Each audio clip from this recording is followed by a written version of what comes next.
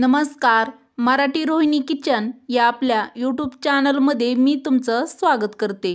तर माझ्या प्रत्येक सुगरणीचा स्वयंपाक अत्यंत रुचकर व स्वादिष्ट असा होण्यासाठी आज आपण खास किचन टिप बघणार आहोत. चला तर मग व्हिडिओला सुरुवात करूया. व त्याआधी तुम्ही आपल्या चॅनलला सबस्क्राईब केलं नसेल तर प्लीज करा. Tip number 1. पॅकेटचे दूध आणल्यावर ते लगेच पातेल्यात काढून घ्यावे.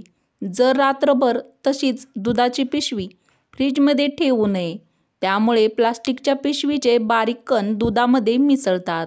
तर तुम्ही पण दुधाचे पॅकेट आणल्यानंतर ही टीप नक्की फॉलो करा व टीप आवडली असेल तर एक लाईक नक्की करा. टॅमॅटोची चटणी तर आपण नेहमीच बनवत असतो. टीप नंबर 2. टॅमॅटो चटणी बनवताना जास्त आंबट लागू नये किंवा होऊ नये यासाठी टॅमॅटो थोडे कच्चे वापरा व त्यात थोडासा गूळ देखील तुम्ही वापरू शकता. त्यामुळे टॅमॅटोची चटणी आंबट, तिखट व गोड अशा चवीची लागते व चवीला पण ही चटणी अप्रतिम अशी लागते. तर टॅमॅटो चटणी बनवताना तुम्ही ही टीप नक्की ट्राय करा. गुलाबजामुन तर आपण नेहमी बनवतो. टीप नंबर 3. गुलाबजामुनमध्ये पाक व्यवस्थित मुरला जावा यासाठी गुलाबजामुन तळून झाल्यावर त्यात गुलाबजामुनला टाचणपिनाने छोटे छोटे होल करून घ्यावेत. यामुळे गुलाबजामुनमध्ये पाक व्यवस्थित मुरला जातो व गुलाबजामुन चवीला पण खूप छान लागतात. तर गुलाबजामुन बनवताना तुम्ही ही टीप नक्की वापरा व टीप आवडली असेल तर एक लाईक नक्की करा. अतिशय खास व अत्यंत उपयुक्त पुढील टीप आहे टीप नंबर 4. चिंच व आमसूल काचेच्या किंवा चिनीमातीच्या बरणीत ठेवावी. जर ते पत्र्याच्या डब्यात ठेवल्याने त्याच्यातील आम्लतत्वावर त्याचा लागलीच परिणाम होतो. तर चिंच व आमसूल ठेवताना तुम्ही ही टीप नक्की फॉलो करा व टीप आवडली असेल तर एक लाईक नक्की करा. टीप नंबर 5. एखादी भाजी करताना मसाला डायरेक्ट फोडणीत टाकल्याने त्याला चांगला स्वाद येतो, पण बरेच वेळा मसाले करपतात.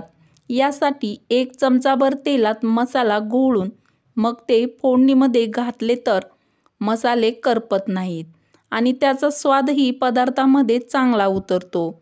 तर तुम्ही पण बरेच पदार्थामध्ये फोडणी देताना मसाले आपण तेलामध्येच घालतो, पण बरेच वेळा ते करपतात. तर ज्या नवीन स्वयंपाक शिकणाऱ्या मुली आहेत त्यांना हा बरेच वेळा प्रॉब्लेम येतो.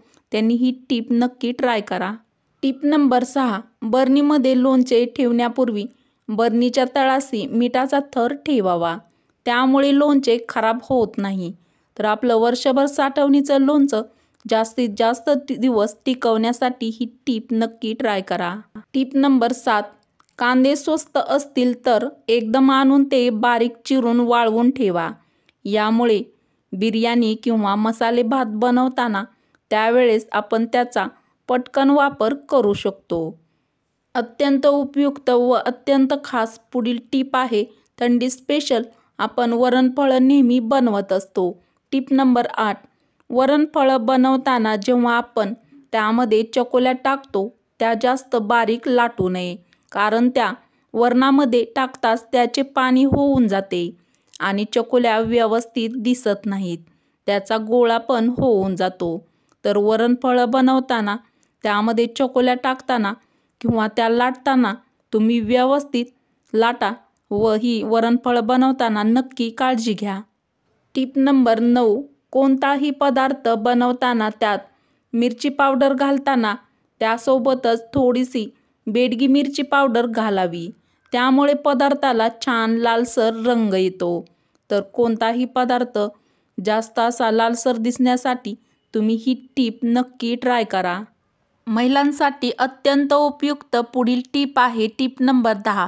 साड्या घेताना खूप गडद रंगाच्या घेऊ नये, कारण अशा साड्यांचा कलर खूप लवकर जातो आणि परत परत धुतल्याने अतिप्रमाणात कलर जाऊन साड्यांचा कलर फिक्कट दिसायला लागतो. तर साड्या घेताना तुम्ही ही टीप नक्की फॉलो करा व टीप आवडली असेल तर एक लाईक नक्की करा. टीप नंबर 11. दूध उकळण्यापूर्वी पातेल्यात प्रथम थोडंसं पाणी टाकावं व नंतर दूध ओता. त्यामुळे पातेलं खाली करपणार नाही. तर दूध तापवताना तुम्ही ही टीप नक्की फॉलो करा. प्रत्येक गृहिणीसाठी अत्यंत उपयुक्त पुढील टीप आहे टीप नंबर 12. मोठ्या तेलाच्या डब्यातून तेल ओतताना सांडत असेल तर डब्याच्या वरच्या बाजूने अजून एक छोटं होल पाडा. त्यामुळे तेल ओतताना त्यातील हवा बाहेर पडण्यासाठी मदत होईल आणि तेल एकसारखं पडेल. तर बरेच वेळा मोठ्या तेलाच्या डब्यातून तेल सांडताना बऱ्याचशा गृहिणींना हा प्रॉब्लेम येतो की तेल सांडतं, आपलं तेल पण वाया जातं. यासाठी तुम्ही ही टीप नक्की फॉलो करा. टीप नंबर 13. कोणत्याही प्रकारची दिरडी बनवताना त्यात कांदा कापून घालण्याऐवजी कांदा किसून घालावा. यामुळे दिरडी छान कुरकुरीत अशी होतात. तर दिरडी बनवताना तुम्ही ही टीप नक्की ट्राय करा. अत्यंत उपयुक्त पुढील टीप आहे टीप नंबर 14. वांग्याचं भरीत करताना वांगी भाजून झाली की लगेचच एखाद्या भांड्यात झाकून ठेवावी. त्यामुळे वांग्याची साल पटकन निघते. तर प्रत्येक महाराष्ट्रीयन घरामध्ये आवर्जून बनवली जाणारी डिश ती म्हणजे वांग्याचं भरीत. तर ते बनवताना ही टीप नक्की फॉलो करा. टीप नंबर 15. लाडू बनवताना जर तूप जास्त झाले तर लाडू चपटे होतात. पहिला लाडू वळतानाच हे आपल्या लक्षात येते. अशा वेळी कोरडे भाजून थोडा रवा किंवा बेसन पीठ यामध्ये घालावे किंवा तुम्ही यामध्ये दूध पावडर देखील घालू शकता. तर कधी चुकून आपल्याकडून कधी तुपाचा अंदाज चुकतो, त्यावेळेस तुम्ही ही टीप नक्की ट्राय करा. टीप नंबर 16. आपली रोजची लिंबे फ्रीजमध्ये ठेवताना ती काचेच्या बरणीत थोडं गोड तेलाचा हात लावून ठेवावी. यामुळे लिंबे जास्त दिवस ताजी राहतात. तर जास्तीत जास्त लिंबू टिकवण्यासाठी तुम्ही ही टीप नक्की फॉलो करा. वरील टीप आवडल्यास मराठी रोहिणी किचन या आपल्या मराठमोळ्या चॅनलला सबस्क्राईब करा, लाईक करा व असेच नवनवीन व छान छान व्हिडिओ तुमच्या मित्र-मैत्रिणीला शेअर करायला अजिबात विसरू नका. चला तर मग भेटू अशाच पुढच्या एखाद्या छानशा व्हिडिओमध्ये. व्हिडिओ पूर्ण बघितल्याबद्दल धन्यवाद.